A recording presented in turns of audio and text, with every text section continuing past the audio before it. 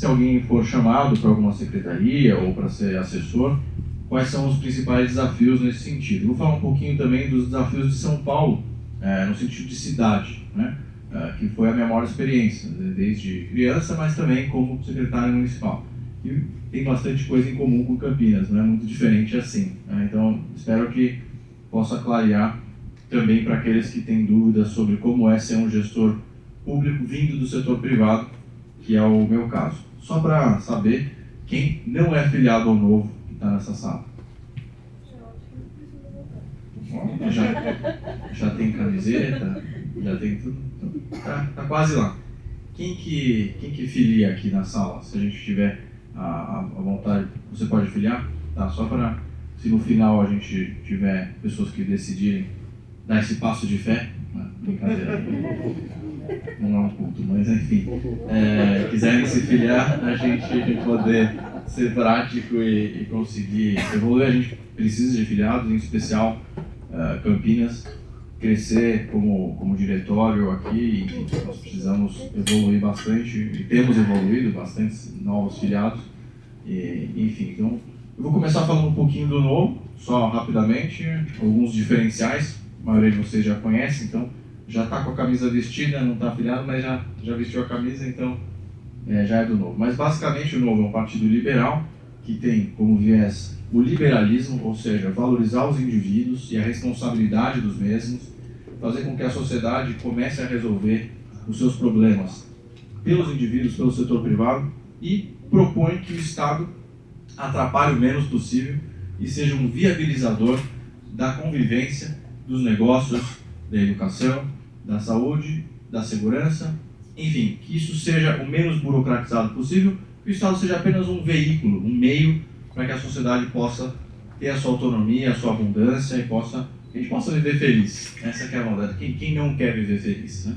E com o Estado do jeito que está hoje, a gente fica triste, porque tem muitos impostos, um monte de burocracia, uma série de empecilhos. Então, a nossa proposta como partido é de que o Estado tenha o papel mínimo possível nesse processo que nós precisamos realmente, e que as pessoas que nos representem tenham realmente esse papel de nos representar, que a gente possa olhar para essas pessoas e enxergar nessas pessoas, nesses indivíduos, algo de nós, que não é o que acontece hoje. Você olha para o Congresso Nacional, você olha para o Senado, para os deputados estaduais, os vereadores aqui do município de Campinas ou qualquer município, dificilmente você vai olhar para uma pessoa, para um cidadão que está representando ali a sociedade e dizer que você tem coisas em comum. Esse é um problema. Também é um problema a falta de participação nossa, como sociedade, nos principais temas. Quem aqui já frequentou, já esteve ou frequentou alguma audiência pública aqui em Campinas, na Câmara Municipal? Puxa, aqui vocês estão até que engajados, mas qual é a frequência disso? Então essa fica a pergunta, né? E aí não dá para a gente questionar quem está governando se nós não participarmos. Esse é o ponto número 1. Ponto número 2, o partido, como liberal, prega um Estado menor, como eu já disse. Mas para isso acontecer, alguém precisa ocupar este espaço. Não adianta nós querermos diminuir o Estado e a sociedade não assumir esse papel de protagonismo. Não existe vácuo na política. Essa é uma máxima que eu aprendi na prática, eu já escutava isso, mas eu aprendi na prática. Não tem como a gente querer diminuir o Estado sem nós assumirmos como sociedade, como indivíduos, uma série de problemas. Eu vou contar um pouco do que eu fiz e tento praticar e pratico dentro da minha vida como indivíduo e agora também como gestor público, mas principalmente como indivíduo. E para finalizar, o Partido Novo tem duas premissas muito sérias que fazem uma enorme diferença no mundo político. O primeiro é não usar verba pública, nem do fundo eleitoral, verba fundo partidário, nós não utilizamos. Então, quando alguém quer se candidatar, vai pagar sua própria eleição ou captar recursos privados como amigos. Isso faz com que essa pessoa realmente tenha legitimidade, porque quem está doando, está apostando, depois vai cobrar.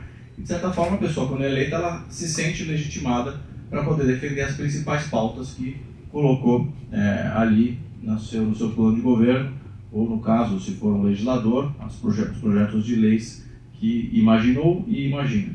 A segunda questão é que o Partido Novo não coliga com nenhum outro partido, né, via eleição, a não ser que esse partido tenha exatamente os mesmos princípios básicos do Partido Novo, o que é muito difícil. Que outro partido, por exemplo, tem a mesma regra de não utilizar a verba pública? Nenhum outro.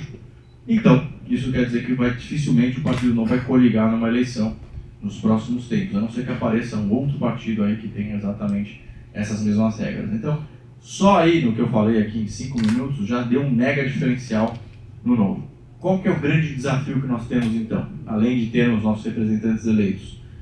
São os filiados, que hoje caminhamos para 50 mil no Brasil, começarem a participar de soluções públicas, mesmo enquanto estão no setor privado. Esse é o grande desafio do Partido Novo. E se nós queremos protagonismo do indivíduo, mesmo ele não sendo eleito, ou seja, estando filiado ou sendo um simpatizante, já deve praticar atitudes que melhorem a vida do coletivo, seja no seu condomínio, seja na sua cidade, seja no seu bairro, seja na sua empresa. Como é que nós podemos colaborar com o ambiente que nós vivemos? Por exemplo, ver um papel no chão, pegar esse papel e jogar fora. Por exemplo, destinar corretamente os resíduos. Enfim, entre muitas ações que nós como indivíduos podemos protagonizar antes de chegarmos a, por exemplo, um cargo de gestores públicos. Então, esse é um questionamento que nós fazemos internamente de como realmente nós podemos ocupar esse espaço. E também, obviamente, participar dessas agendas políticas, que na verdade não tem nada a ver com politicagem, etc., que é começar a entender quais são as pautas do nosso município e participarmos. Irmos às audiências públicas, questionarmos, propormos, porque isso a gente vê também, como secretário sofri muito isso, às vezes essa população cobra pra caramba, mas não faz muito. Então isso também no Partido Novo nós provocamos. O que nós podemos fazer como grupo ou como indivíduos para melhorar nossa cidade, nosso estado ou nosso país? Então, como eu disse, me chamo Felipe Savara, nasci na Avenida Paulista, num hospital chamado Santa Catarina, que fica bem no meio da Avenida Paulista, então sou extremamente paulistano, gosto da minha cidade, amo a minha cidade. Tive uma infância muito privilegiada, venho de uma família empresária, sou terceira geração de uma família de empreendedores. Meu avô empreendeu nos anos 40, fundou uma empresa que hoje é multinacional, está em 170 países, e eu cresci nessa família e nessa empresa, que sempre com esse lema de eficiência, eficácia, responsabilidade, resultados, e também ao mesmo tempo com uma família que tem muito envolvimento na área social. Minha família tem fundação, minha mãe tem o instituto dela também, sempre cresci nesse ambiente social. E muito novo comecei a me incomodar com a situação de pessoas que vivem nas ruas. Não me incomodar de vê-las, mas sentir a dor dessas pessoas. Muita gente me pergunta por que eu comecei a sentir isso. Eu não sei exatamente responder quando começou, ou por que começou, mas o fato é que eu tinha 13 anos de idade e eu comecei a acolher essas pessoas na minha casa. Eu sempre digo que você não precisa fazer exatamente a mesma coisa, porque é complicado, não é simples. Não foi fácil para minha família entender. Eu sou uma pessoa um pouco intransigente, um pouco cabeça dura, então eu fiz uma proposta para minha família. Ou eu e as pessoas que eu acolhia, ou nenhum. Eu ia acabar, porque eu não conseguia conviver com o fato de que na minha própria rua existiam pessoas deitadas na calçada. Eu costumava dizer que eles estavam dormindo com a orelha no asfalto, e eu estava dormindo num travesseiro muito confortável. E esse pensamento nunca tinha sido, essa reflexão nunca tinha acontecido dentro da minha família. Por mais que tivesse instituto, tivesse a fundação, esse negócio de realmente pôr a mão na massa e puxar para dentro de casa é uma reflexão difícil, não é fácil. E eu tinha 13 anos, então, no caso, meus pais foram bastante tolerantes, entenderam a história e começaram a me apoiar, não financeiramente, mas entenderam a situação. E para não ficar nesse negócio de levar para minha casa o tempo todo, junto com amigos eu criei um movimento que se tornou depois mais para frente a ARCA, que é a Associação de Resgate à Cidadania por Amor à Humanidade. Esse movimento, nós, ao invés de levarmos apenas comida e roupa para as ruas, a gente começou a acolher pessoas em projetos sociais que a gente entendia, a gente apoiava, e isso começou a funcionar muito bem. Eu logo cedo descobri que as pessoas não querem ficar nas ruas, ao contrário do que eu escutava de muitos projetos sociais, de que não, a pessoa quer ficar até porque gosta, até porque quer. Eu perguntava, mas não é possível que a pessoa gosta de dormir com a orelha no asfalto. Ninguém gosta de viver uma situação dessa. O que acontece, o que ocorre é que as pessoas nem sabem muitas vezes que elas podem ter melhor do que aquilo algo melhor do que aquilo que acabou acontecendo na vida dessas pessoas. Eu sempre me lembro de uma das primeiras histórias que eu conheci, os primeiros casos, que era um cidadão desses bem característicos que vive nas ruas. Ele tinha um barbão comprido assim, uma barbona. Vou cumprimentar aqui o Gabriel, acabou de chegar aqui, nosso amigo, presidente atual do nosso diretório municipal em São Paulo, e futuro, ex-líder de Campinas e futuro líder estadual aqui do nosso diretório. Obrigado pela presença, Gabriel. Contando um pouquinho aqui da minha infância, da minha história, para depois entrar nos temas mais profundos. Mas o fato é que eu conheci esse cidadão, ele tinha um barbão bem característico de mendigo, né, que a gente costuma dizer às vezes, até pejorativamente. Fui conversar com ele e ele me falou: olha, a minha história é essa, tal, tô aqui na rua, tô viciado em álcool e tal, e eu era dono daquele posto de gasolina ali. Eu falei: não, tá viajando, tá contando história aqui pra mim. E aí eu fui perguntar para os frentistas, né, do posto de gasolina que estava ali, como eles conheciam. Ele falou: não, realmente era nosso antigo chefe. Teve problema com a mulher, acabou, não cuidava de casa e tal, a mulher acabou traindo, começou a beber e foi parar na rua e a gente deixa ele dormir na troca de óleo. Ele era um bom chefe. E eu fiquei muito chocado com essa história desse cidadão, porque não parecia para mim que ele tinha sido uma pessoa de sucesso, um empresário. Depois que eu descobri que ele tinha mais postos de gasolina, acabou perdendo tudo, estava vivendo nas ruas. Então, a vida ela é muito complexa, a gente nunca sabe o que pode acontecer. Seja na área da saúde, que realmente é inesperado, mas na área social, econômica também. A gente nunca sabe o dia de amanhã, né? E esse envolvimento meu começou a crescer, virou um movimento grande, né, de filhos de empresários, voluntários, que acabou se tornando um instituto. Mas nesse período eu aprendi muito sobre o envolvimento do voluntariado como uma forma realmente de resposta para ocupar esse espaço que o Estado muitas vezes ocupa e que nós reclamamos que não é eficiente, mas fazemos pouco para transformar.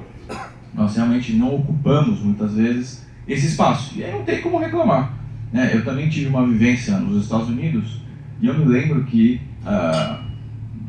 quando participei de alguns processos lá com voluntariado e com associações de bairro, eu me lembro de uma participação com associações de velhinhas de bairro, e eu fui participar de uma sabatina, uma certa vez, de algumas pessoas que estavam querendo se candidatar a counselors, né? Counselors, que é como se fossem os vereadores aqui. E eu lembro que eles propunham e as velhinhas falavam: não, isso a gente já faz.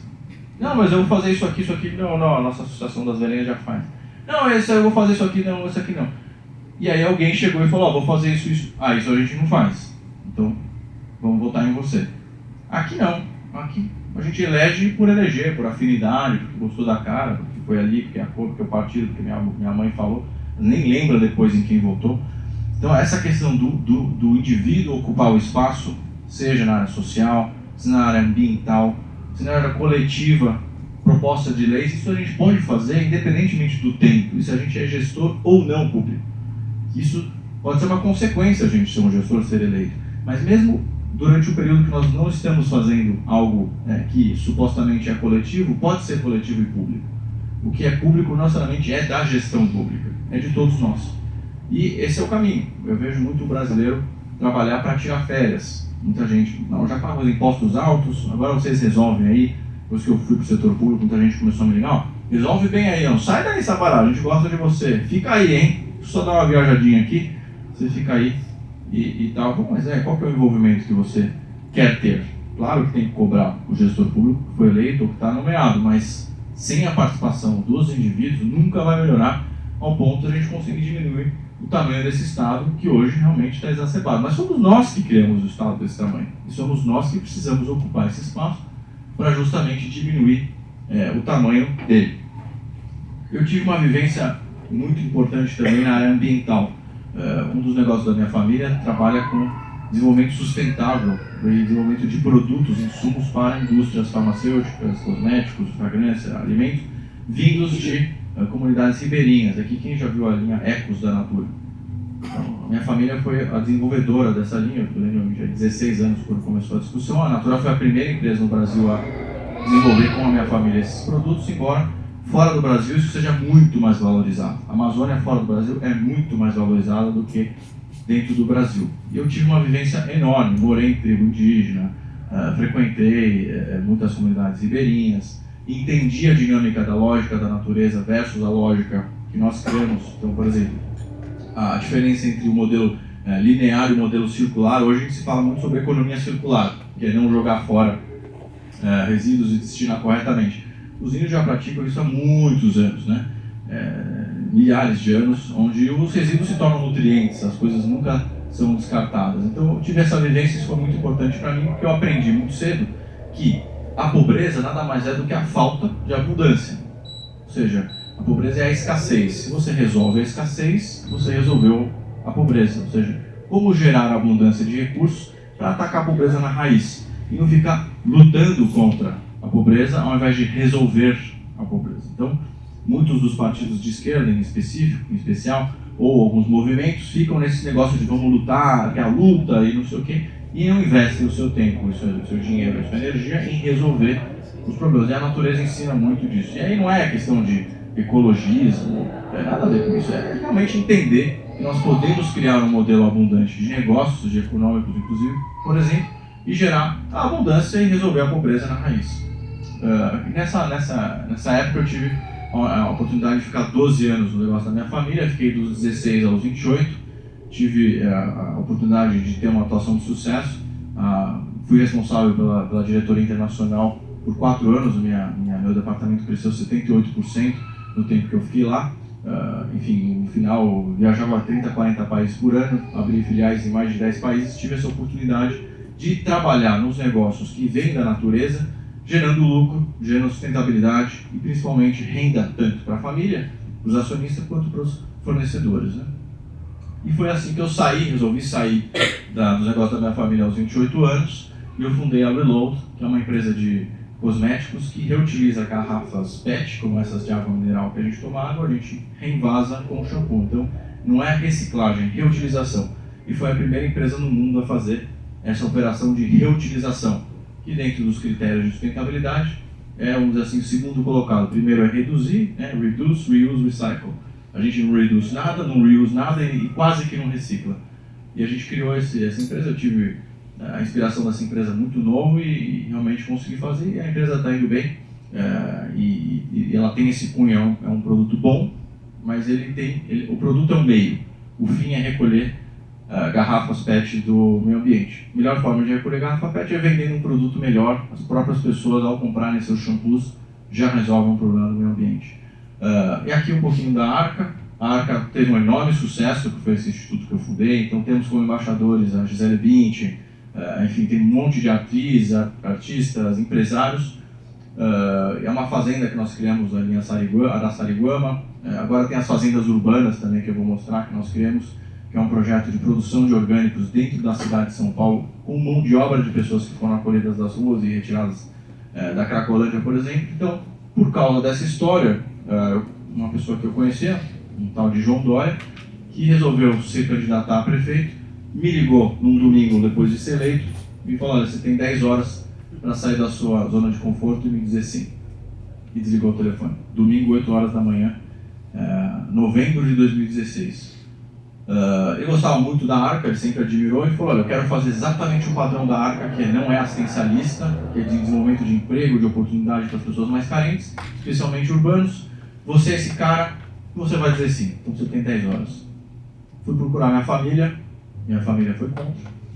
Então no almoço de família, olha, muito legal, olha, estamos muito orgulhosos, mas você vai ligar para o João Dória e vai dizer que não. Se você quiser, eu ligo. Meu pai falou: pode deixar, a gente apoia, tudo certo. Você tem Arca, você tem a Reloads, tá bem? Então, e eu fui para casa com aquele negócio: puxa, vai que seja uma chance que eu sempre precisei de fazer em larga escala, algo que eu sempre quis fazer. E a Arca tem uma larga escala. Se comparar com outras entidades que atuam com população de rua no mundo, a Arca é a que mais faz, e faz com índices altíssimos, acima de 95% de resultado para quem está na Cracolândia. Sem remédio, não é religiosa, é uma entidade laica, ou seja, é quase que uma secretaria, mas com dinheiro privado. Nunca a Arca recebeu um centavo público e nunca vai receber por estatuto.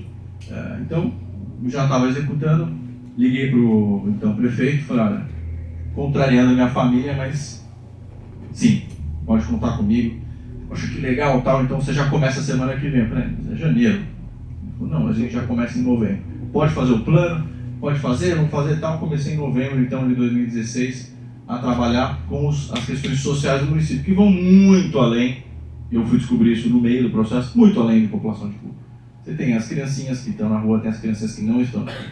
Tem as mulheres gestantes dependentes químicas, as não dependentes químicas, as com famílias sem famílias, em situação de violência sem violência.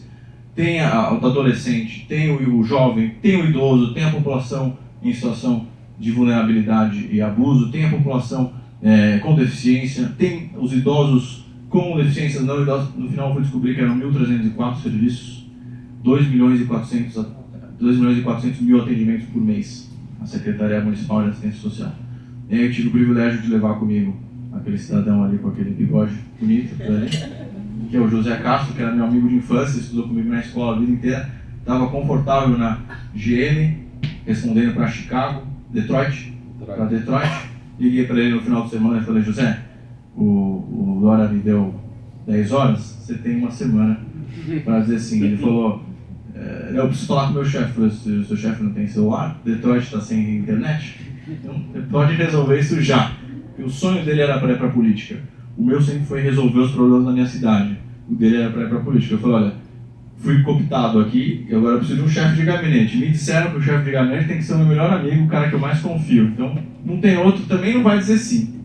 Tava noivo, coitado.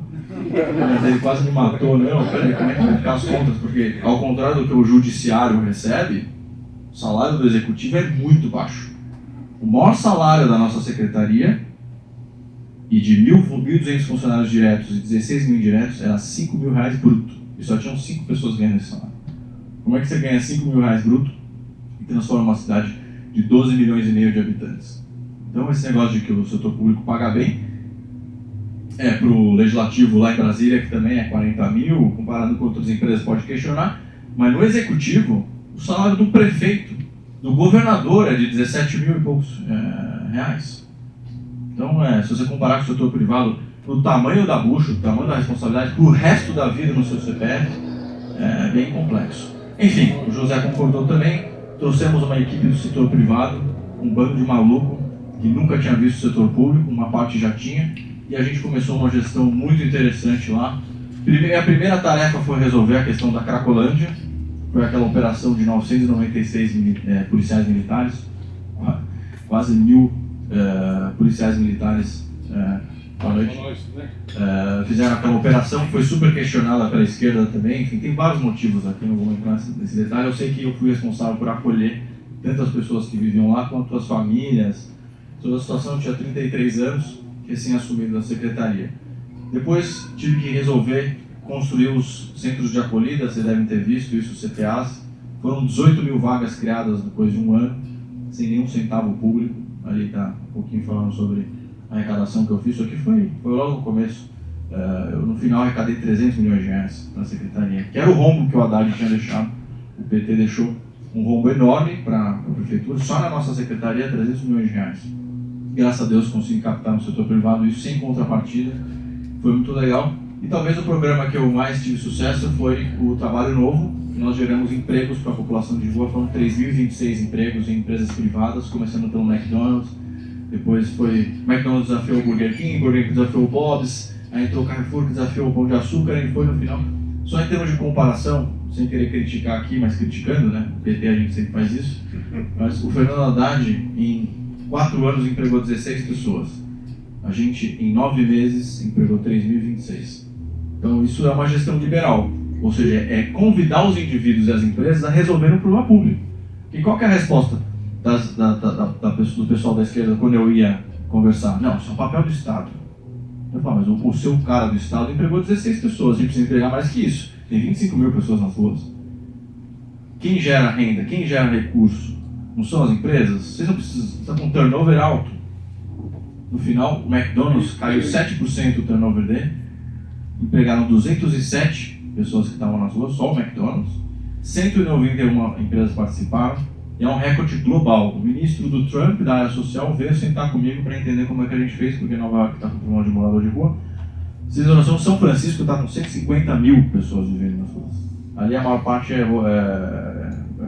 veterano de guerra, né? Esse é um problemão. Mas enfim, é um problema global, né? Que é a questão da urbanização e a falta de oportunidade de inclusão. Eu posso dizer que foi uma gestão de sucesso, nós concluímos ali com 128% das metas de 2020 batidas em 2018. Então, duvido alguma outra secretaria conseguir isso. A gente realmente doou nossa vida, eu dormi muito pouco, 3, 4 horas no máximo durante 2 anos, e foi na fase mais feliz da minha vida. Não posso reclamar de nada. Eu só saí porque o João Dória saiu para candidatar ao governo e eu fiquei com um prefeito lá que não vou entrar no assunto, mas não vale a pena entrar, e eu não quis ficar e tal. Fiquei mais um pouquinho só para ajustar, mas o fato é que 3 ou 4 dos melhores projetos que nós criamos lá já foram descontinuados. Não tem viés, não sabe fazer interlocução com o setor privado, que é o que resolve, que é o que o Partido Novo prega, é o liberalismo. São os indivíduos e as empresas resolverem problemas públicos. Porque se você reclama do Estado, precisa diminuir o Estado. Para diminuir o Estado, alguém precisa ocupar. E olha só que interessante, se nós empregamos em um ano, sem cultura disso, em 191 empresas, 3.026 pessoas, o que não dá para fazer em 4 anos? Não dá para fazer em 8 anos, em 20 anos, com esse viés liberal das empresas empregando, e no final foi muito bom para as empresas. O turnover deles caiu, as pessoas foram empregadas. A gente começou, no final, dos 3.026, 1.000 deixaram os albergues, alugaram suas próprias casas, saíram, abriram uma vaga para mais 1.000. Isso foi só de população de rua. A gente teve mais uma atuação enorme com as outras populações. E aqui esse projeto que eu já citei, que é o Horta Social Urbana, que simplesmente nós pegamos terrenos baldios da cidade, privados, não eram públicos, não são públicos. Pessoas que estavam nas ruas em albergues já pagos com nossos impostos, empresas que precisam comprar FLV, no caso, por exemplo, Pão de Açúcar, Carrefour, inclusive restaurantes. Ensinamos a população de rua a produzir, eles produzem, e os restaurantes, os supermercados compram. Tem 200 quilômetros dentro de São Paulo plantáveis, privados, sem falar dos espaços públicos. Mas por que a gente prefere o privado? Porque se sai e troca o governante, continua. Quem está rodando isso daqui não é o setor público.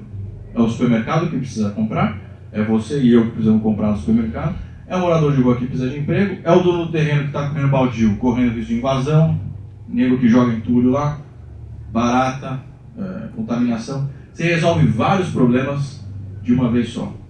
E aí, por consequência, em novembro, dia 12 de novembro, eu saí, voltei para a Reload, para a minha empresa.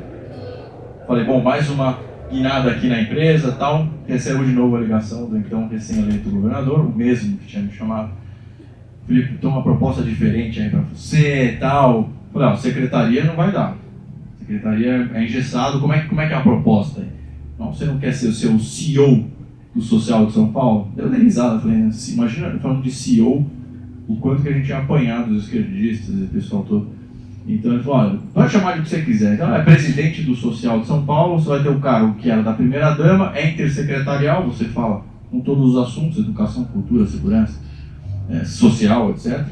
E a gente tem que fazer uma transformação que nunca foi feita em São Paulo. Você topa? Tem 10 horas para dizer sim? E aí, tinha acabado de voltar para a empresa e falei, puxa, 645 municípios, incluindo Campinas. E aqui também não é fácil, tem muitos problemas, desafios.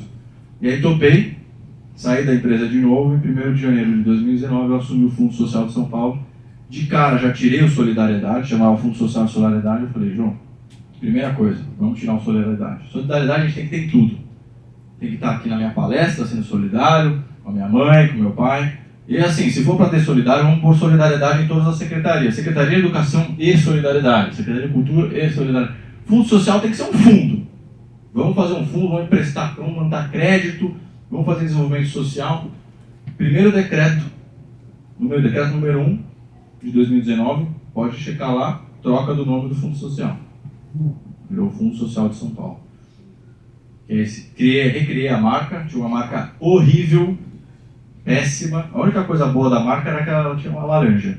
Tinha uma laranja na mãozinha lá. O resto era de dar pavor. Então criamos essa marca que mostra, obviamente, o carinho e tudo, mas solidez, tá ali uma casa, um empreendimento, mostra que nós queremos solidez e a transformação realmente na área social de São Paulo. Começamos a estudar bem a questão da região metropolitana, interior, litoral.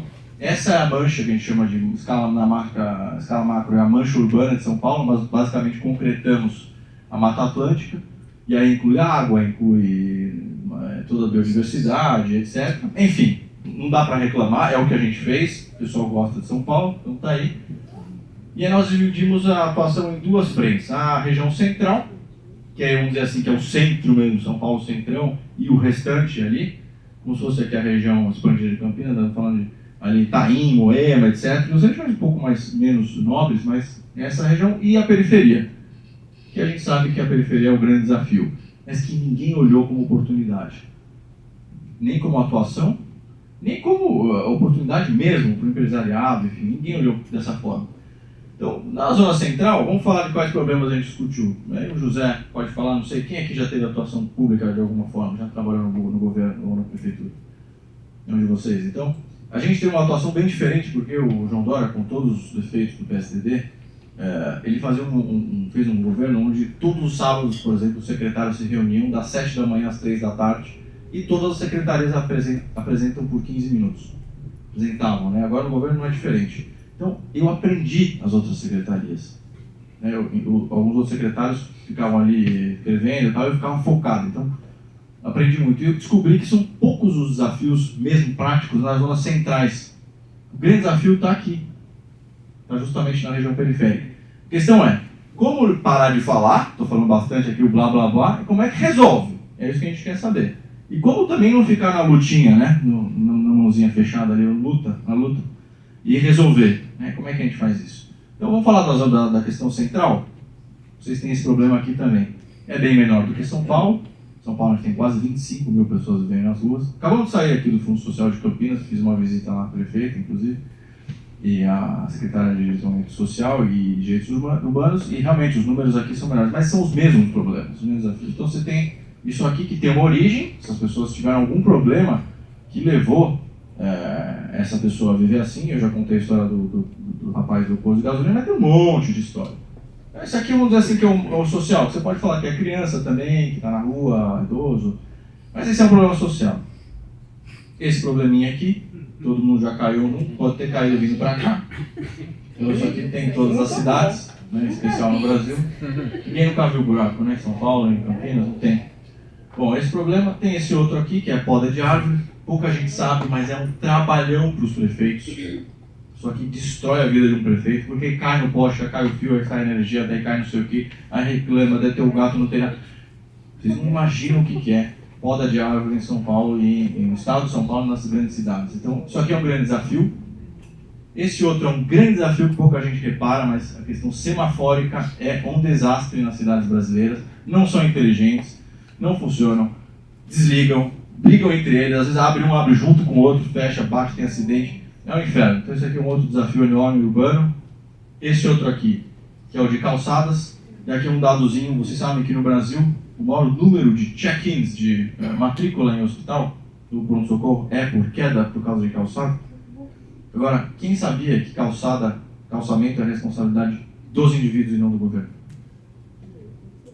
Nem todo mundo.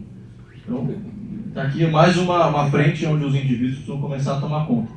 Com exceção de prédios públicos, o que é frente da sua casa ou do seu estabelecimento comercial é responsabilidade nossa, do indivíduo. Então, isso aqui também é um problema enorme para as prefeituras. E esse outro aqui, que é zeladoria, resíduo, enfim, esse é um problemão que nós temos gerado pelos indivíduos. É claro que tem a questão da responsabilidade pública, mas sabe que o lixo, o gerador, os grandes geradores são os condomínios e os estabelecimentos. Tem uma regra, acima de 200 litros, você deve contratar uma empresa para retirar. Você acha que acontece isso? Não. Então, nessa sala ninguém faz isso, com certeza.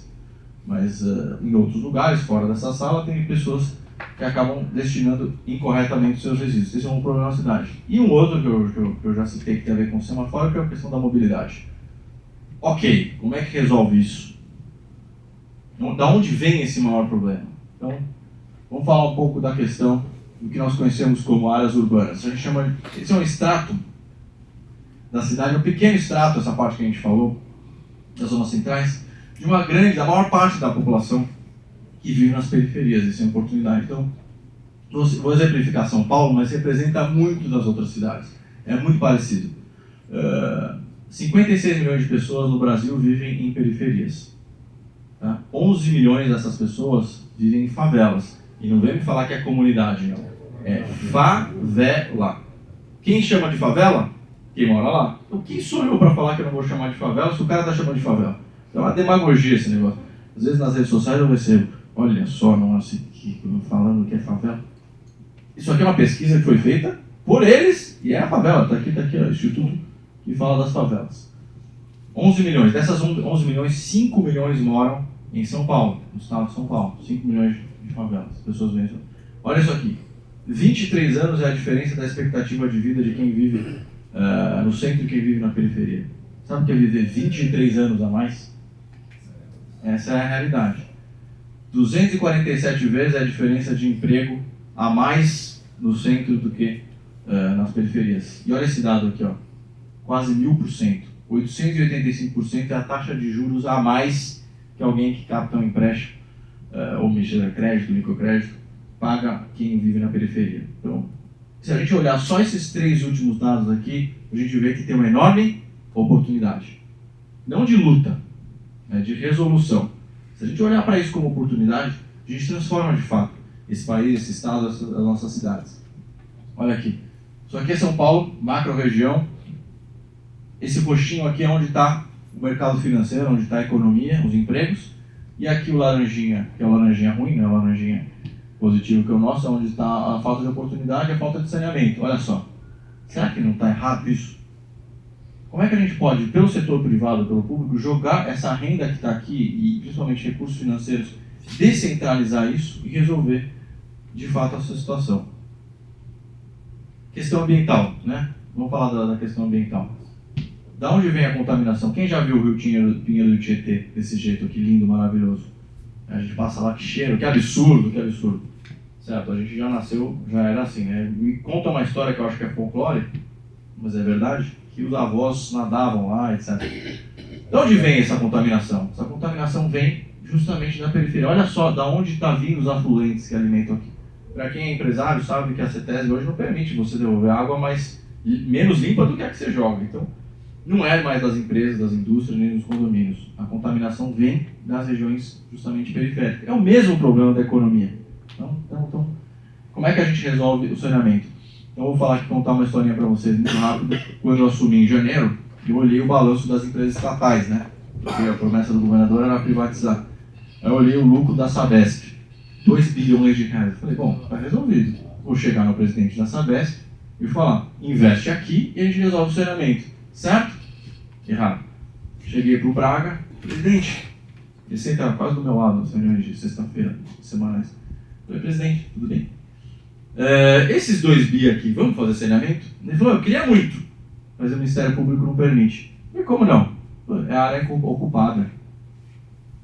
Essas regiões não são regularizadas. Eu não posso instalar o saneamento, nem água, nem esgoto. Você imagina que você tem um terreno, o pessoal invade, e eu chego com a Sabesp lá e falo, olha, trouxe aqui para você um presentinho, esgoto e água. Você ia ficar feliz? Você ia falar, peraí, tem gente no meu terreno, como é que eu resolvo isso? Eu falei, bom, vamos largar e vamos esquecer e fingir que não existe? Não. Então, tem algumas propostas, que não são propostas, já são execuções que nós estamos fazendo, que resolvem esse problema. Vou mostrar aqui. Nós percebemos também que dentro das favelas, das comunidades, tem esses espaços baldios ainda, que podem ser muito bem aproveitados para centros, por exemplo, de desenvolvimento de microempreendedorismo e crédito, e também de educação ambiental. Né? Isso aqui eu tirei do meu celular, tem uma criancinha aqui. Isso aqui são fezes, tá? Vocês imaginam o cheiro que estava aqui. Isso aqui é 90% das comunidades aqui do estado de São Paulo. Olha só. Isso aqui é meu pé laranjinha aqui, ó. Tênis laranjinha. Aqui. Quem conhece essa vereadora aqui? Janaína Lima. Então, aqui nossas excursões para dentro das comunidades carentes. Isso aqui é recorrente, acontece a cada 2 dias um incêndio, um desbarrancamento, um alagamento, toda hora. Como é que resolve isso aqui? Eu vou contar mais uma historinha. Cheguei para vocês aqui, 3 de janeiro, incêndio. Cheguei lá, cercaram a minha volta. Eba! Nesse caos aqui. Panetone! Fundo social, vocês vieram com o panetone. Vocês estão sem casa. Vocês querem panetone? O fundo social traz panetone. Você não é o presidente do fundo social? E que tal vocês produzirem o seu panetone? O chocotone, o ônibus, o que vocês quiserem. Ah, legal, eu estava aqui debatendo com o pessoal e é isso que nós estamos fazendo, então vou mostrar aqui. Então, olha só, para resumir um pouco dessa lógica que nós estamos criando da economia centralizada, que a gente quer descentralizar, olha aqui está a economia, maior parte do mercado financeiro com dinheiro represado. Hoje você quer investir, você vai render quanto do CDI? Já foi época que você rendia 120, 130, 140. 0,9, 110, um bom fundo, se você tiver bom dinheiro para investir. Ao mesmo tempo, se você investir em um microempreendedor aqui, ele de 5 mil reais passar a faturar 50 mil reais, você fez 10 vezes mais. Então aqui tem um oceano azul não identificado de investimentos. E como é que você faz investimento se a pessoa não tem saneamento? Então precisa resolver essa parte. Nós criamos os 3 Es, que eu vou mostrar para vocês. E aqui, fala de mobilidade, essa cena maravilhosa que acontece todos os dias na estação da Sé do metrô. Todos os dias uma população igual a do Uruguai se desloca da zona leste de São Paulo rumo ao centro da cidade. Mesma coisa acontece do sul para o norte e vice-versa. Então tem um Paraguai entrando para cá, um Uruguai indo para lá, e a gente está falando de problema de mobilidade. Se a gente descentraliza, você resolve. Não é mais rua que precisa, são mais vias, mais estradas. Não, a gente já tem inteligência, motivar as empresas, os indivíduos, resolver a economia, trazer o saneamento para lá, que não precisa ser estatal, isso eu vou mostrar para vocês aqui, não precisa ser estatal. Aliás, é muito melhor não ser estatal, via biodigestor e modos de técnicas que nós já testamos e estamos praticando, que resolve o problema. Quem já viu essa cena aqui? Ou já passou por um assalto, ou já vivenciou, ou já soube de um. Aqui em Campinas a questão, inclusive, está cada vez mais pior. Né? A criminalidade, na verdade, é uma consequência de uma economia que hoje é dominada por pessoas que foram para o crime. Se você tem esse gráfico, você acha que essas pessoas aqui, as que não viajam 7 horas para trabalhar, aqui elas vivem o quê? Alguém tem que viver, tem que ter uma renda. Então, contrabando, droga, material falsificado, roubo, furto. Agora, como é que a gente vai reclamar disso se a gente não vai pegar esse parte aqui onde está o dinheiro e investir aqui? Não adianta reclamar. Só vai aumentar o problema. A tendência é virar Rio de Janeiro. O que é o Rio de Janeiro? A gente entra nas milícias e esse pessoal aqui do crime foi aumentando, virou realmente um crime organizado e virou uma grande economia. Como é que no setor privado, no mercado livre, mercado, você compete com uma outra economia? Você aumenta share. Certo? Você rouba share, você aumenta o seu share de mercado, sua participação. Ou a gente cria novos mercados aqui, ou alavanca os mercados que já existem, ou a criminalidade só vai aumentar. E a gente vai ficar só olhando e sofrendo isso, e quem vive lá também. Então tá aí uma outra coisa que ninguém pensou de forma inteligente, uma forma nova, que a gente chama de novo de verdade aqui. Roubei do Poit, já falei para ela, novo de verdade são 3 Es, 3 Es, 33. Aqui, outra informação interessante, um tanto que polêmica, nós começamos a estudar qual é a correlação com a educação. Muita gente fala, bom, o que resolve esse país é a educação. A educação como fim ou a educação como meio? Então começamos a estudar isso aqui. E a gente percebeu que a correlação não é exatamente com a educação, é com a oportunidade.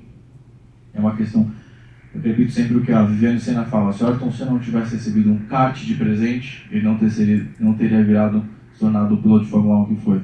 Não foi a aula de matemática, foi o kart. Então, a oportunidade, ela vem junto com a educação. Se a gente só der educação, numa área como essa, você formar os melhores professores aqui, o que eles vão fazer aqui sem crédito? Eles vão ter que viajar para cá, vai saturar ainda mais. Aqui é o que está acontecendo. A Tabata Amaral, qual que é a história da Tabata? Ela continuou morando aqui? Não, ela veio para cá. O Eduardo Lira, que todo mundo conhece, também saiu da favela e veio conseguir aqui. Agora ele está levando, ele fala que está levando, mandando a favela para o museu. Basicamente ele está levando empresários para cá. Então ou a gente desenvolve as periferias e onde está realmente o problema, como uma sopa, só vai comer pelas bordas. A gente não pensa nisso, porque a gente vai no automático. Ganha eleição, como é que eu resolvi o buraco? Calma, o buraco está vindo de onde? Na saúde, por exemplo, eu fui olhar as metas da Secretaria da Saúde. É meio abismante, mas a meta da Secretaria da Saúde não é diminuir o atendimento, é aumentar o atendimento de saúde. Mas fala, não, tá certo, tem que aumentar mesmo. Mas não é melhor aumentar a saúde ou você diminuir o atendimento? Você quer atender o correto. A meta não tem que ser aumentar o atendimento, tem que ser melhorar a saúde. Então essas coisas que a gente vive e que precisam ser transformadas. Aqui eu já falei de educação, então 100 alunos começam, aqui é um exemplo, né, ingressam na escola, 86 concluem o ensino fundamental, 76 concluem o 2, 59 concluem o ensino médio. Aí você fala, puxa, precisamos fazer com que eles fiquem nas escolas. É fácil falar da gente aqui. Agora, para quem mora na periferia, o tempo que ele fica na escola é o tempo que ele não está gerando renda para casa, para a família. Então, você forçar a criança e o adolescente a ficar na escola sem dar oportunidade para o entorno, é quase que um problema que você está gerando. E é isso que está acontecendo. Lá na Secretaria Municipal de Assistência Social, nós criamos o maior programa de busca ativa, junto com a Unicef, que é da ONU, do Brasil. Do Brasil. Nós pegamos os especialistas, fomos até os alunos e convidamos eles para a escola. O que aconteceu? Eles foram para a escola. Depois que eles fizeram, saíram da escola. Não tem oportunidade. Se ele for um gênio, ele vai ter que viajar 7 horas para trabalhar depois que ele concluir a escola. A gente precisa desenvolver oportunidades descentralizadas urgentemente, senão sabe o que acontece? Dinheiro da educação vai pro ralo, que é o que está acontecendo atualmente no Brasil. Sabe qual é o profissional que mais falta ao trabalho no Brasil? É o professor. Por quê? Porque ele é ruim? Não, porque ele também não vê valor naquilo que ele está fazendo. Ele ensina, vamos supor que o aluno seja o melhor. Ele vai ter que sair de lá, viajar 7 horas para conseguir um emprego. Aí inventaram um tal de negócio de cursos profissionalizantes. É bom fazer curso profissionalizante? Claro que é. Agora, ontem eu estava no Vale do Paraíba. Saí de madrugada de São Paulo, fui para o Vale do Paraíba, fiquei o dia inteiro e voltei. Eu voltei para o Rap 30. Deu tempo de voltar para o Rap 30, deu tempo. De São Paulo. Não tem mercado no Vale do Paraíba. O que adianta você dar um certificado, outro certificado, um terceiro certificado, um cara olha para o certificado e fala, legal, vou ter que ir para São Paulo. Ou vou para Campinas. Ou uma cidade aqui um pouco mais desenvolvida. Então, ou a gente desenvolve mercado, ou não adianta custear profissionalizantes se você não tem mercado. E aí, claro que eu vou falar de solução. Estou falando dos problemas aqui, mas existem uma série de soluções. Aqui, a correlação com o crescimento do PIB também. Então, olha lá, fatores de emprego têm correlação com indicadores econômicos, não investimento em educação. Oh, que maluco, ele quer destruir a educação do país. Não estou dizendo isso. Tem que investir em educação. Claro que tem que investir em educação. Mas o que a gente percebeu aqui com dados e fatos é que você precisa crescer o PIB, a economia, junto com o investimento em educação, para você, de fato, conseguir incluir as pessoas na sociedade. Não dá para ler direito aqui, mas depois eu passo a apresentação. Aqui a gente fez uma correlação com os principais bairros de São Paulo no centro versus os principais bairros da periferia. Aqui, 59,2 de emprego, aqui 0,7. Aqui na Lapa, 17,4 contra a cidade de Tiradentes, 0,2. Então, a gente vê claramente onde está o problema e onde está a solução. Agora, esse aqui para mim é o slide mais legal, é o mais divertido. Olha a questão do otimismo das favelas em superior à média brasileira. Então você vê o Brasil. Quem acha que vai melhorar muito no Brasil? 17%. Quem acha que vai melhorar muito na favela? 42%. Esse cara aqui com oportunidade, hein? Quem acha que vai melhorar um pouco? 25% do Brasil contra 36% nas comunidades, nas favelas. E aqui inverte. Quem acha que vai piorar um pouco?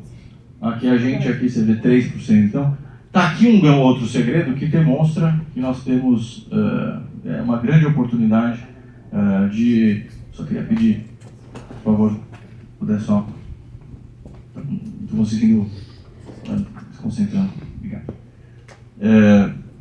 Aqui, se a gente somar, quem acha que vai melhorar, dá quase 78% contra o Brasil, que está em 42%. Então, seria muito legal se a gente começasse a olhar como o Brasil, essa história como oportunidade. E aqui, o que está na moda, mas não é por acaso, que é a questão do empreendedorismo. Quem quer empreender? Você olha aqui na favela, sim, com certeza 24%, sim, provavelmente 16%, e não sei, 4%. Se somar, dá 40% de pessoas que querem empreender, querem ter renda, ou seja, naqueles territórios onde não existe negócio, onde não existe mercado, se você der a oportunidade, as pessoas querem empreender. Agora, para empreender, qual que é a base que você precisa ter? Primeiro, uma qualificação mínima no setor que você quer trabalhar, e segundo, o crédito. Você precisa de crédito para comprar estoque, você precisa de crédito para pagar o seu RH. Então, está aqui uma grande oportunidade. Aqui temos de bancarização. Brasil, 52% conta corrente, só 41% na favela. Conta corrente, 55% contra 39%. Cartão de crédito, 46% contra 32%. E aqui os critérios de níveis de endividamento da população, que são justamente os critérios para avaliação de cessão de crédito. O que nós estamos fazendo no Fundo Social? Nós eliminamos esses critérios e colocamos como único critério participar de alguns cursos que eu vou mostrar aqui para vocês. Então, dentro desse programa, nós criamos a Praça da Cidadania, que aliás vai ter uma aqui bem pertinho de vocês, em Hortolândia. Montando uma aqui, são 10 que nós estamos montando em todo o estado de São Paulo, são 4 na região metropolitana e 6 no estado todo, incluindo litoral e interior. Então aqui, muito legal a praça, porque ela é construída pela própria população carente. Ela tem todo um viés aqui são escolas de qualificação e aqui os empreendedores, onde eles podem começar o negócio. Claro que tem a parte lúdica de esporte, corrida e tal. Aqui, os territórios onde nós estamos instalando, um custo médio de R$2.900.000. Quem está pagando isso nesse primeiro momento é o setor privado. Do mesmo jeito que eu fiz lá no município, no centro de acolhida doados para o setor privado, aqui as praças da cidadania, as primeiras a gente quer fazer sem dinheiro público para mostrar que dá para fazer. E aí depois os municípios podem aderir. Já tem 200 municípios interessados em fazer com recursos públicos ou combinados com recursos privados locais, que é o ideal. Então, de novo, eu já falei disso, mas a Praça da Cidadania ela tem justamente a base nesses 3 pilares, que é a ecologia, ou a saúde, ou o saneamento.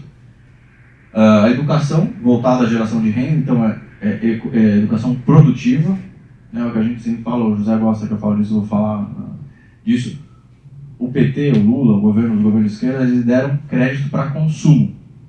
Isso fez com que a população endividasse, ou seja, você cresceu a economia aparentemente, mas você endividou a população. O que nós estamos fazendo aqui é dar crédito para renda, ou seja, para a pessoa empreender, gerar mais dinheiro. Então, ao invés de comprar uma televisão, ele pode comprar 10 televisões, só que com recursos engajados a partir dos negócios. E o fomento ao empreendedorismo. Então, os 3 E's aqui, ecologia, educação e empreendedorismo ou economia. Aqui um pouco mais do que a gente oferece nessas praças. E aqui a parte ecológica, onde a gente ensina dentro da praça sistema de aquaponia, composteira, horta social, biofiltros, cisterna para captação de água, energia fotovoltaica, telhados verdes. E aqui o biodigestor, que é a solução que eu estava citando, que dá para fazer e resolver o saneamento da comunidade sem depender de empresas estatais ou privadas. O próprio indivíduo montando um biodigestor, que custa R$700, consegue transformar fezes e urina em gás ou energia. E é muito simples. Eu sei porque na Arca nós criamos o maior biodigestor de São Paulo para 74 pessoas.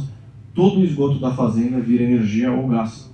Ou seja, você transforma o que é um problema em uma enorme solução sem precisar do Estado. Ah, mas a área é ocupada. Já está ocupada. Já está contaminando. Enquanto não resolve o problema jurídico, o cara monta um biodigestor ao invés de uma fossa e para de contaminar o lençol freático ou deixar o seu filho pisando no próprio esgoto. Então está aqui o biodigestor, depois vocês podem pesquisar no Google, vai de R$700 a R$1.500. Um sisteminha muito básico, em 2 dias você instala um biodigestor e você resolve um problema enorme de saneamento, que é o grande problema do Brasil. Mais de 52% da população não possui saneamento básico. Está aqui a construção de biodigestores que nós já fizemos ao longo dos 5 anos. Né? A educação voltada para empreendedorismo, nós assumimos um fundo social que tinha 4 escolas de qualificação, nós ampliamos essas 4 para 5 e fizemos todo um processo que está ligado ao que o mercado pede. E nós mapeamos quem são esses indivíduos microempreendedores que já trabalham nesses setores e colocamos pessoas extremamente qualificadas para serem diretores e ganharem pouco, mas serem diretores dessas escolas com enormes nomes também na área de conselho. Então todas as nossas diretorias têm conselho, como empresa. Tem a diretoria e um conselho consultivo. Boa noite. E olha só, nós mapeamos as periferias e identificamos que nós acertamos nessas escolas. Elas representam 74% dos mercados que tem na periferia. Depois eu mando a apresentação, vocês olham. Mas aqui inclui padaria, restaurante, bar, na área de gastronomia, que é essa escola aqui. de gastronomia e hospitalidade. Aí você olha aqui, tem mecânica, borracharia, etc. Outra área. Aí aqui tem moda, papelaria, beleza. A cada 100 metros da periferia tem um salãozinho de beleza, uma manicure. Também inclui aqui informática e programação. Então, nós mapeamos quem são esses microempreendedores que já existem nas comunidades e que não têm crédito, não conseguem se desenvolver, não conseguem contratar bem, não tem estoque. Basta um pequeno fomento para esse cara que já tomou risco, aquela dona de casa que já está vendendo o bolinho, mas pode se profissionalizar, a outra que não tem um salãozinho de beleza, mas não sabe fazer melhor. Essas pessoas com crédito e capacitação, elas geram empregos locais, aí a pessoa não precisa sair de lá. E você resolvendo a questão ecológica do saneamento, você trouxe saúde e você trouxe mercado. Aí sim a educação passa a ter valor. Porque aí o menino, o Manuel, que trabalha na padaria do seu Josué, ele vai entender que ele precisa de matemática para mexer com estoque. E aí ele vai ficar na escola. Em vez de a gente ter que fazer busca ativa à força, que é o que a Unicef está fazendo, as secretarias, o próprio jovem vai entender que para ele trabalhar perto da casa dele, ele vai precisar de educação. E aí a educação se torna uma consequência e não uma obrigação. Aqui, olha só, para mostrar sobre crédito, para finalizar aqui, o microcrédito no mundo versus na América Latina e do Sul versus Brasil. Olha onde está o Brasil em empréstimo microcrédito, é uma coisa básica. É um empréstimo barato de até 20 mil reais, basicamente é isso. No caso do Banco do Povo, que é do nosso estado, é 0,07 a taxa. É quase que de graça. Olha aqui, Brasil versus Peru. O Brasil emprestou 3 bi, e 85% disso pelo Banco do Nordeste, não tem São Paulo envolvido aqui. O Peru emprestou 13 bi em microcrédito, que é o até 20 mil reais. Então, olha só aqui também. Estudamos aqui por que o modelo operacional do microcrédito privado também não funciona em São Paulo e no Brasil. Porque o modelo operacional está errado. Então, está tudo baseado em Bangladesh. A gente não é Bangladesh aqui, a gente é Brasil. Então, o Yunus, legal, muito bom o Yunus, mas a gente precisa do nosso modelo. O crédito solidário, não, ele tem como ferramenta muito mais a questão de forçar as pessoas e não de entender a comunidade. No go-to-market também não sabe entrar na favela, não tem contato com as lideranças, não consegue desenvolver isso como uma oportunidade, inclusive, para quem está no crime, deixar de estar no crime. E a eficiência não funciona. Então, vou mostrar aqui. Só no Itaú, Avante, Próspera, Banco do Povo e Desenvolve São Paulo, esses dois aqui já emprestaram as suas cotas, mas são aqui 500, quase 700 milhões de reais que a gente tem disponíveis em caixa, passíveis de empréstimo que não estavam sendo aplicados. Então, nós convidamos essas instituições públicas e privadas para investir no entorno das nossas taxas da cidadania. Aqui convidamos também os principais especialistas de modelagem. Então isso aqui já foi feito, já está numa fase bem avançada. E aqui um fundo de investimento que nós estamos criando. Qual que é a diferença desse fundo para a linha de crédito da Desenvolve São Paulo, que é o BNDES paulista, versus o microcrédito? Então a gente criou meio que uma competição. Microcrédito público, que é do Banco do Povo, com microcrédito dos principais bancos, Santander, Itaú e Bradesco. Quem dá mais? Quem dá mais rápido? No caso do Banco do Povo, a única exigência agora que os microempreendedores têm é fazer um curso do Fundo Social. Fez um curso de qualificação do Fundo Social, tem direito ao microcrédito. E aí agora os privados estão correndo atrás. Então tem uma competição saudável aí. Não precisam diminuir o Estado, não precisam ocupar pelo privado. Agora os bancos estão adorando. O Itaú paga 20% de multa todos os anos para o Banco Central via Banco do Nordeste porque não consegue desovar o crédito que está represado em São Paulo. Falando desse fundo nós estamos criando junto com bancos privados. Indivíduos como nós ou pessoas jurídicas vão poder investir em microempreendedores na favela com um ticket mínimo de apenas 5 mil reais. Então, basicamente, um indivíduo que ganhou 5 mil reais e investiu num quiosque da Copenhague, num shopping, ele pode investir nesse fundo que vai investir na Dona Maria, que tem um salão e que hoje está faturando 5 mil, pode faturar 50 mil em 6 meses, 500 mil em um ano. Quanto dinheiro dá para ganhar investindo junto com microempreendedores corajosos? Vocês viram ali o mudo, né? O clima. É só dar oportunidade que as pessoas vão atrás. Então esse fundo está sendo criado, 10% é cota fundo perdido, que é do Fundo Social. Eu estou arriscando, estou mostrando que eu tenho culhão, que eu realmente acredito nisso, e os outros 90% dos bancos privados estão entrando, ou pessoas físicas e jurídicas que queiram investir. Aqui, solução privada vinda pelo público. Aqui, exatamente no time frame que nós estamos aqui, E os cases que eu vou mostrar para vocês aqui, olha só que maravilhoso. Isso aqui, a primeira Praça da Cidadania em Jardim Santo André, num raio de 1 quilômetro, nós mapeamos 108 microempreendedores nos 6 setores que eu citei, que são nossas escolas. Olha que bonito. Na gastronomia e hospitalidade, 21 mercadinhos, 20 lanchonetes, 13 bares, 2 padarias e um açougue. Na área de beleza, estética e bem-estar, 17 salões. E por aí vai. Essas pessoas com qualificação mínima e crédito, elas crescem, geram emprego local, resolve o problema da centralização econômica. Aqui, essas marcas já foram criadas esse ano. Em 6 meses, os microempreendedores em vários setores já criaram suas marquinhas, já estão exportando para um país chamado Belo Horizonte.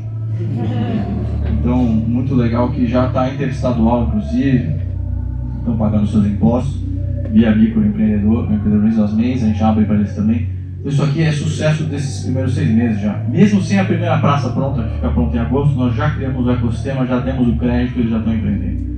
Então aqui demonstra que existe sim uma solução para as cidades do Brasil e que existe sim um mecanismo de resolver a ecologia, o saneamento, a educação pelo valor e não pela obrigação e a questão econômica.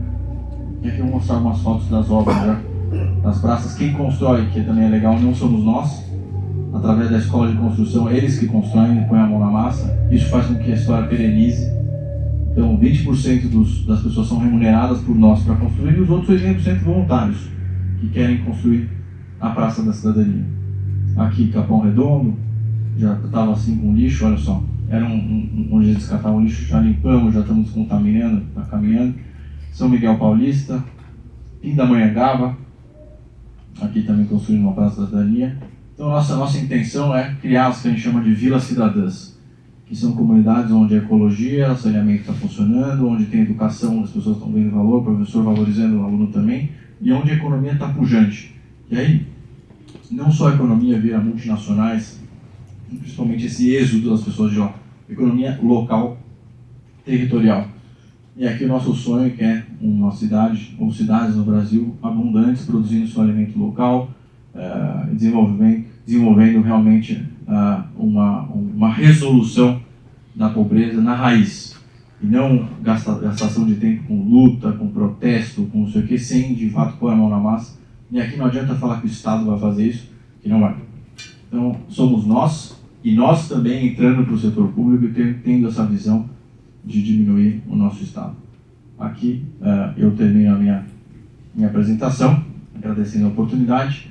E aí, antes de eu abrir para perguntas, eu acho que vocês têm alguns minutinhos, temos minutinhos para perguntas? Sim. Antes de eu abrir, só quero pedir para levantar a mão de novo quem ainda não está afiliado. Quem não é afiliado? Tinha mais gente não afiliada.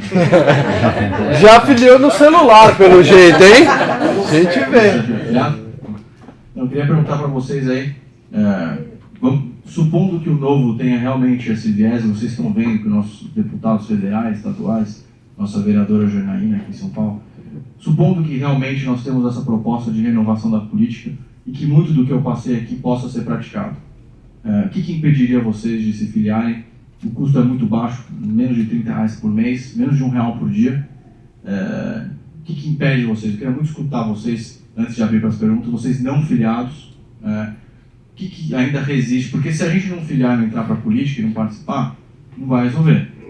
Tem aqui a proposta de um partido que não usa verba pública, que não coliga com partidos que não têm a mesma ideologia, que tem pessoas incríveis entrando para a política, tem indivíduos participando e resolvendo suas cidades, seus estados. O que impede? Eu queria escutar alguém que não é filiado. Você, por exemplo. Na verdade, a questão ambiental. A minha dúvida sempre foi relativa ao que o Novo pensa sobre a questão ambiental. Sou muito preocupado com isso, então eu não me filiei até hoje justamente por isso. E agora, depois da sua apresentação, assim, tirei todas as minhas dúvidas e acho que o Novo está... Então vai filiar. Vai filiar. Então, já tirou as dúvidas ambientais. Você. Entre outras muitas... O que te resiste? O que está te segurando? Isso também era uma das questões, até o Daniel, que é meu amigo, ele falou, essa pauta me interessa, eu vou. Era uma questão que eu achava que o Novo deixava meio ali, meio embaixo, meio stand-by, questões sociais e questões ambientais. Entendeu? Era uma E depois da minha palestra, o que está Não, segurando? legal, agora quase nada. Mas esse quase, o que é o quase? Não, vou me filiar. Vai se filiar. Então já temos 2 novos filiados. Eu já sou filiado, mas uma coisa interessante que ele falou, você percebe que como a gente vende muito que a parte econômica, a parte de que ser liberal, liberalismo, não dá tempo das pessoas entrarem a fundo na questão, e é mais ou menos ao contrário, quer dizer, esse liberalismo que traria as boas práticas na área ambiental e nas outras áreas. Então acho que o novo nós precisamos trabalhar um pouco mais essas questões. A sua palestra, parabéns, excelente, que traz esse viés extremamente forte. Obrigado. Quem mais não era filiado? O que está te segurando aí?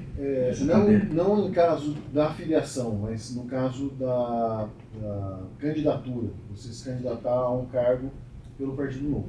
Quando você entra no site do Partido Novo, aparece lá para você se candidatar, depois eu descobri que não seria para vereador, mas você tem a informação que para você se candidatar, você tem que pagar R$2.000. Aqui em Campinas é 2, São Paulo são 4. Então, mas aí que tá, tem um erro aí nessa situação. Não é para prefeito.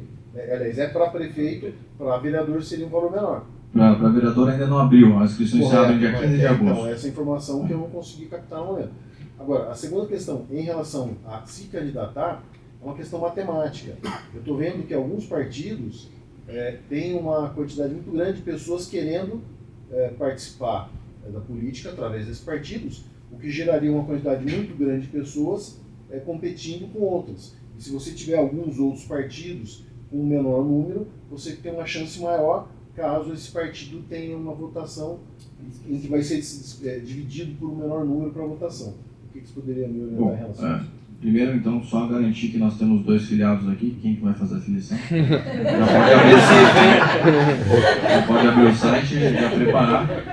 É muito bom. Você não sabe o que é trabalhar pro cara desse, viu? É quase um dólar. Agora, com relação à questão de candidatura, primeira coisa, participar do novo não quer dizer participar de candidatura. Não podemos confundir as coisas. Seria participar da construção de um Brasil melhor. Correto. Então você, tenho certeza que você vai fazer isso, mas você se filiando hoje, você vai participar de um movimento de pessoas que querem contribuir com o seu condomínio, com o seu bairro, com o seu clube, enfim, com a sua casa. Isso, você é para um time que melhora. Nesse time, eu não, mesmo não entrando, eu participo, já participo muito. Mas pode entrar contribuindo. São R$30 por Claro, mês. sem problema. Agora, é importante porque você usando a pulseirinha, você contando sobre isso, você engaja mais pessoas a participarem desse time. Certo. São quase 50 mil pessoas querendo realmente, de fato, mudar o Brasil e dá para você participar disso. Agora, no caso da eleição, a competição é boa. É boa. Por que ela é boa? Porque, como eu disse, alguém que vai participar da sua campanha, por exemplo. Isso, alguém me perguntou em São Bernardo. Alguém questionando, eu falei, mas você está querendo entrar no partido para ganhar a eleição ou para participar da mudança do Brasil? Porque se você está achando que você vai entrar porque você tem mais chance no outro partido, então vai. O negócio não é contribuir com o país, é ganhar uma eleição. Então nós não estamos aqui para ganhar a eleição simplesmente. Ganhar a eleição meio. Mas você soma os dois fatores. Soma, mas se você compete e você é o melhor eleito, você é eleito melhor com mais votos, quer dizer que mais pessoas confiam naquilo que você está falando. A competição ela é boa, ela é saudável. E são pessoas que não coligando com outras, não misturam as ideias. O estatuto do partido é muito claro no site, você pode ver. Ou seja, quem está competindo ali está seguindo a risca. E se não seguir, é expulso. Sai do partido. Isso também é uma outra pergunta. Uma das pessoas que estava resistindo fortemente a se filiar na última palestra que eu estava dando, estava quase conseguindo convencer a pessoa. Ele me falou, o meu único medo, meu único senão é que o novo uma hora vai ficar velho. O que garante que o novo vai ficar velho? Ele falou, é o estatuto. O estatuto do novo está muito claro. Não praticou aquilo que o partido prega ou que foi consensado, sai do partido. Então, não vai ficar velho. E aí ele se filiou. Então, aqui a gente está brincando, mas não estamos brincando não, é sério. Com um pouco menos de R$1 por mês, você consegue ajudar muito o seu país, a sua cidade. Quem mais aqui não está afiliado? Só fazer mais um ponto. Se você se candidata por outro partido e é um partido ruim, vários outros, você está ajudando a eleger uma pessoa que não necessariamente é uma pessoa que vai fazer um bem para a sociedade. Porque o voto é distribuído nas cadeiras e depois é distribuído pelo partido. Então, além de você não estar num time tão bom quanto, você pode Colaborando com o time ruim. Sim. É tipo o Corinthians. Se eu falar que torce pro São Paulo, já pode filiar. Tem foto, mostra a foto. Só mais uma. não tão bom assim, mas... Nós estamos em Campinas também, se puder citar os times de Campinas. Ponte Preta, Ponte Preta, conhece. Guarani, isso. Quem mais não era filiado? Que quer falar alguma coisa? Que está resistindo aí? Vocês dois são filiados. Você não é? Eu sou filiado, mas vou deixar de ser agora que a gente falou mal do Corinthians. Qual que é a resistência? Eu, né? Então, na verdade, eu tô conhecendo o partido agora, caminhando a primeira palestra que eu venho, o primeiro debate. Não vou me filiar hoje, pretendo participar de mais debates, entender, conhecer o pessoal, ver receptividade, enfim. Gostei da ideia de promover a mudança na sociedade. Achei interessantíssimo isso. Não, você lendo isso, você não consegue... você ouvindo isso é bem melhor do que você lendo ali, enfim. E eu venho de uma comunidade, estou aqui em Campinas porque eu estou estudando aqui, mas sou da cidade de São Paulo, né? Inclusive vim de São Paulo hoje só para vir assistir isso daqui, a convite de um amigo que não está aqui. Moro numa comunidade chamada Paraisópolis lá, não sei se alguém já Vamos lá, estamos lá Sábado. na Praça da Cidadania. Sábado estamos lá na feijoada. Sabe a feijoada das Marias? Se tiver alguma Vamos lá. crítica, o cara vou aparecer lá. 14h. Fechou. Já vai ser filiado. Vai se filiar lá. No sábado eu levo meu celular pra você ver. Vamos no tablet lá. Grava, fotografa ele lá, vai mostrar. Não, mas é isso, parabéns, eu gostei bastante. E assim, se filiando, eu quero promover a mudança primeiramente, claro, na minha comunidade, a partir disso, quem sabe, o estado de São Paulo, Brasil, enfim, não sei. Mas eu quero realmente promover a comunidade. Gabriel. Obrigado. Só mais uma observação. Você fez sua apresentação tudo aí, né? Tá falando de todos os seus projetos frente ao governo do estado de São Paulo, né? Eu quero entender como o Novo entende isso que você passou. O Novo Nacional. Entendeu? Como isso está Aqui é o nosso membro de um dos É diretórios. isso que eu quero saber, porque vindo de você do seu projeto particular ou dentro da Secretaria do Estado de São Paulo, são coisas distintas. Né? Você fez uma apresentação do seu trabalho. Gabriel, quer falar? Todo mundo consegue me escutar daqui? Sim. Bom, vamos lá, gente. Primeiramente, meu nome é Gabriel, sou campineiro, inclusive. Eu acho que além do que... Eu costumo brincar que eu não tenho o mesmo alto-falante natural que o Vinícius Poit, né? Que ele consegue fazer de uma maneira muito mais forte. Licença. Para não ficar Vai falar mal de mim, hein? Aí, vou perder 3 filhotes. Essa apresentação não tem nada a ver com o novo apelido.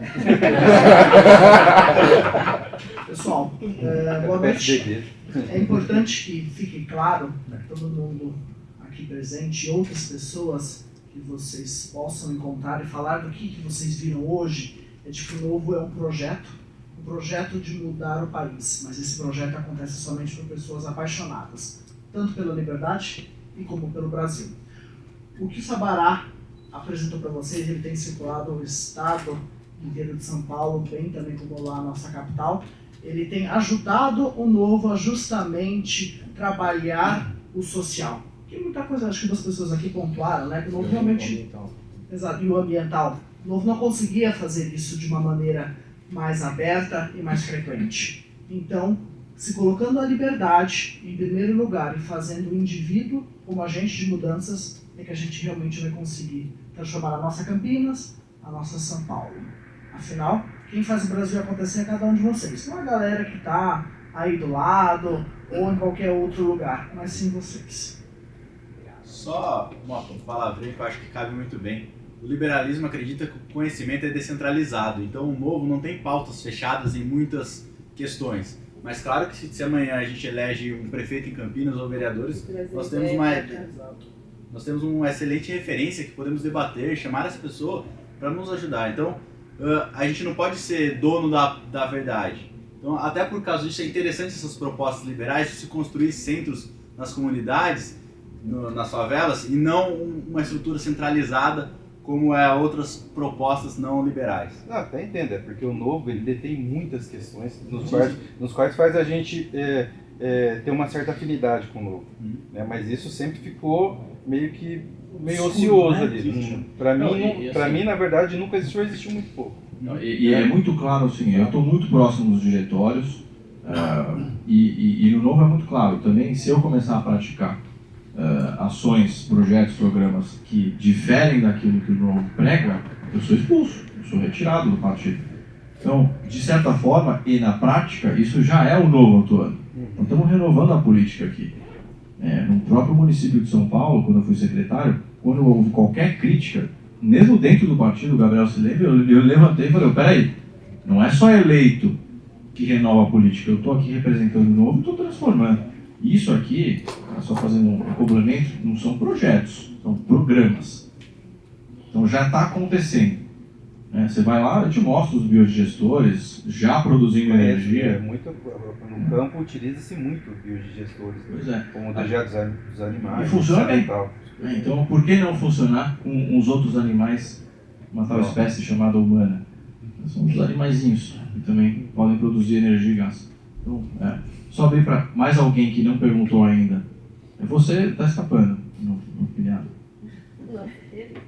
Ele é filiado? Porque eu de barba ruiva aqui. Eu sou. Ele não é filiado? Não, ele não tem título de eleitor. Quem não é filiado ainda? Você pode convencer alguém a ser filiado. Já está com a camiseta, já está. Bom, alguém que não fez pergunta e é filiado, gostaria de falar alguma coisa? Não fez pergunta, filiado? Tanto faz. Você passou uma parte uma parte aí sobre o papel das empresas, o papel do Estado, como você vai fazer essa ponte. Eu vejo uma outra área também, que são a área de muitas ONGs que hoje prestam serviços nessa área. Não essas ONGs fajutas que a gente conhece, mas ONGs sérias que trabalham e fazem isso. Como fazer? Eu acho que em algum momento elas vão ter que parar de depender de dinheiro público, que hoje muitas dependem quase 100% do dinheiro público, e fazer as empresas fazerem essa ponte, começar a financiar esse tipo de coisa. Qual seria um caminho para isso? Bom, como eu disse, a minha experiência, eu também sou fundador de instituto da Arca e 100% dos recursos da Arca são privados. Então, se você parar para pensar, se uma empresa está pagando um instituto, quem está fazendo? A empresa ou o instituto? É a empresa. Se o governo está pagando uma ONG para executar, quem está executando? É o governo. Então, de fato, o terceiro setor, eu não gosto de chegar em segundo lugar, vou falar para vocês. Imagina chegar em terceiro. O terceiro setor chegou em terceiro. Ou seja, é uma terceira opção que nós tivemos que criar para resolver um problema que nem o setor privado, indivíduos e empresas, nem o setor público estavam resolvendo. De fato, se olhar para pensar, não deveria existir o terceiro setor. Não precisaria existir isso globalmente. Os non-profits, charities, NGOs, como você queira chamar, não precisariam existir se a sociedade humana global resolvesse os seus problemas pelas empresas. Aliás, as empresas surgiram como proposta de resolver problemas. E resolvem. Você precisa de uma roupa. Você precisa de um problema. Como é que você resolve esse problema? Compra uma roupa. Então a empresa resolveu o seu problema de falta de roupa. Como outros problemas, quais são os indivíduos ou que parcela da sociedade dependeria de outras? Pessoas em situação de vulnerabilidade alta, pessoas com deficiências, pessoas extremamente idosas que não conseguem mais desenvolver sua autonomia, e a gente pode citar várias. Essas pessoas, sim, dependem de outras. E essa dependência pode ser via uma organização de um grupo não institucionalizado. Então, eu resisti muito tempo antes de abrir o CNPJ da Arca. Eu não queria que fosse uma ONG, eu tinha um preconceito enorme com ONG, como eu tinha com o setor público também. Mas chegou um momento que eu precisei abrir um CNPJ. Agora, as próprias empresas poderiam resolver? Sim. No caso da população de Cunha em São Paulo, no Trabalho Novo, 191 empresas empregaram 3.026 pessoas. Precisou de instituto? Não. Empresas empregaram pessoas que estavam nas ruas. Então, tem uma série de problemas e desafios na sociedade que podem ser resolvidos pelas empresas diretamente. Assim como pelo governo, que nós criamos, essa instituição chamada governo, que também pode resolver problemas que não resolve. Então, de fato, o que precisa acontecer é melhorar a cobrança dos resultados da sociedade. No fundo, tudo vai para o liberalismo. Pouquíssimo existe no Brasil, o voluntariado é muito baixo. Nós estamos são 150, 170 e poucos no ranking de doação no mundo. Somos entre a 7ª e a 9ª economia do mundo. Não faz sentido. Mas o que é o voluntariado? Não é só você ir lá fazer uma açãozinha boa, solidária. É você participar da solução de problemas. Se o brasileiro se envolver mais, menos problemas tem, menos ONGs precisam existir. E muita ONG que faz repetido, mesmo as ONGs que não recebem verba pública, recebem verba privada, também repetem. Por isso nós estamos criando uma plataforma que nós vamos lançar em breve, chamada SP Mais Humana, que conecta pessoas que querem ajudar com quem precisa ser ajudado. É uma espécie de Uber de solidariedade, de voluntariado e doações. E a gente cansou de escutar, eu quero muito ajudar, mas não sei como. Então vai ter essa plataforma que nós vamos lançar pelo Fundo Social, você vai colocar o seu CEP e vai aparecer tudo que tem no seu entorno. Você escolher por categoria, inclusive. Se eu quero ajudar criança, adolescente, idoso, pessoa com deficiência, pessoa em situação de rua, você escolhe isso, e aí a próxima página você escolhe com o que você quer doar. Então, de fato, se os indivíduos começarem a ser responsáveis, liberdade com responsabilidade, diminui muito as necessidades de ONGs, sejam as que são remuneradas pelo setor privado ou as que são remuneradas pelo público. Tinha a senhora que quer falar. Depois eu passo. Quer falar?